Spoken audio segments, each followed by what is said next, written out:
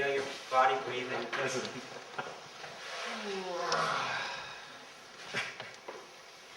Close your eyes if you haven't already.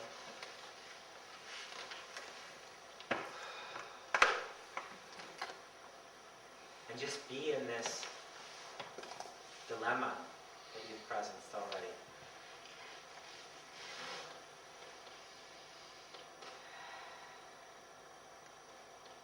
Try to feel being in it in your body.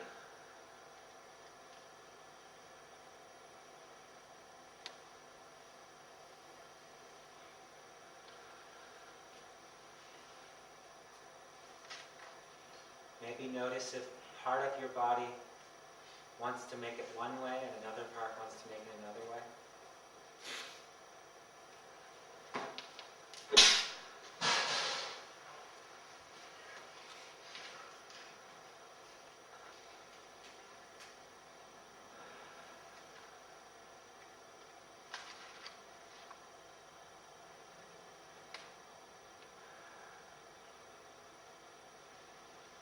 And if you haven't yet, try to become particularly aware of any emotions you have about this decision. Maybe they're present now or maybe they're not, but just notice the emotions involved.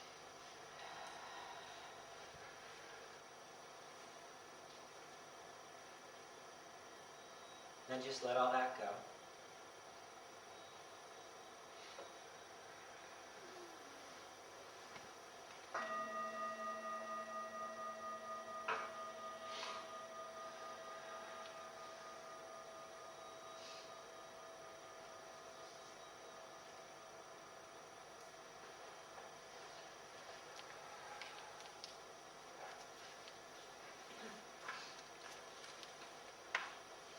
And now, having looked at it rationally, talked to our body, felt into our body in this decision, looked at what our emotions have to tell us about this decision, just decide. You know the right way. Just make your decision.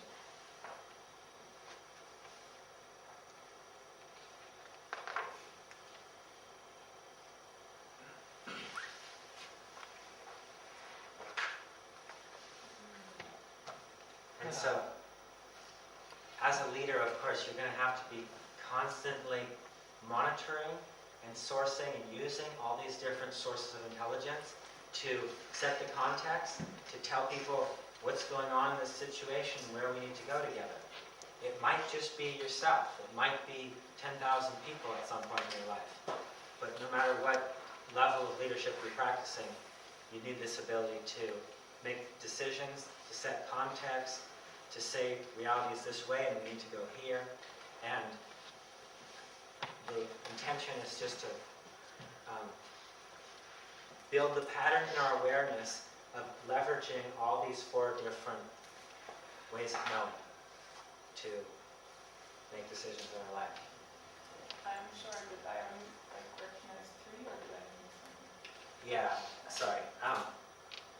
The 4th was just intuitive knowing, which I'm very aware could easily encompass all 3, or a lot of people would want me to encompass the middle 2. But So the thought base I got, and the last one I also get, but we went from body to emotion at some point? yeah, Okay. yeah. It wasn't clear. I just kept using the same meditation. You said more like tension and then you moved Yeah. to emotions. It was more like get tension in my lower back or tingling in my face, or I feel my feet a lot. What does that have to do with it? And then moving into emotional relationship. But I was aware it wasn't a clean break. And I mean, this is very roughly, this is really basic integral, although they're in the wrong order, I'd say. Like the body, the emotional body, the mental body, and then maybe spiritual or the bigger body, intuitive body. If you want to. I'm aware intuitive can be defined in different ways. Way too many different ways. Just, yeah. Do you have any comments on the following? Once we arrived at the 4th step, I immediately knew. think about it. I wasn't feeling good about it in my body. And I wasn't feeling good about it emotionally. But my intuitive decision was, despite all that, go for it. We talked about, are your instincts to be trusted with an you're intuitive. Yeah. No, I'm talking about the fourth thing. So at the fourth step, my intuition tells me, go for it. But the first thing, don't think about it, you feel bad about it, you're emotional about it, bad. So what meaning do you make out of that situation? That either I'm completely wrong or completely right. And that our intuitions are hard to trust. I think you should really just try it, just as an experiment, to see what happens. This could be really interesting. But just take that as my offering, not just as that. Maybe from this morning it is the timing. Maybe there's something that maybe the timing is not right. Could be. Yeah. Just to briefly say my experiences, I think that helps. I was also having thoughts and notes about work, blah, and feelings. And then the more bigger questions like, what is spirit asking of me, more into knowing what is needed, it's a yes. And now I'm more aware of what's blocking me or going like, really, do we have to? And I can work with that now, so that helped me. But if I would have asked the question without analyzing or going through the other things, I think it would also have been a yes, but then it wouldn't have felt so clear because the other things were unconscious, so maybe that helps you. Because it's learning at the same time. Yeah, makes sense. And Susan Jeffers in the book Feel the Fear and Do It Anyway offers a great insight that's really helped me in the last 10 years. It's, say for example, if your intuition is saying, yes, go for it, but there are 101 reasons perhaps why you shouldn't. But there's something inside you that says, no, I want to do it, I want to do it. The two great questions to ask yourself is, the first one is, what's the worst that could happen? The very worst that could happen, right? And just create the worst scenario. And then second of all, if that happens, can I handle it? And the answer is always yes. And then you just feel a lot more certainty that you think, you know, I'm just going to do this anyway because it's what feels right. And if it all goes tits up, then it really doesn't matter.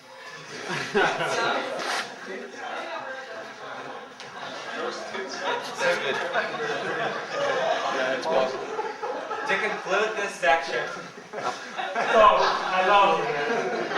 to conclude this, just notice, if you haven't already, which of these do I preference, which do I trust and use more, which do I trust and use less, what might I like to experiment with more in the future, what am I good at, what am I not so good at?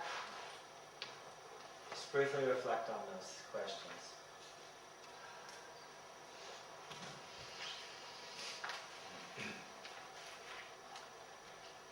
So we're pretty much at lunch. So the basic point is, or the basic offering is to practice to develop ourselves in these 4 competency areas. Self-leadership agility, so being more aware of our behavior, the bell, what we're feeling, the place we're coming from inside ourselves, reflecting, so stepping back and reflecting on that, stepping back in and embodying it, stepping back and reflecting it, stepping in and embody it, reacting in real time to feedback. We're constant stream of feedback about our behavior and our way of feeling and thinking and being in the situation. There's a constant stream of feedback. It's like, what's happening? And we can always adapt to that. Closer and closer to the moment. So that's self-leadership agility.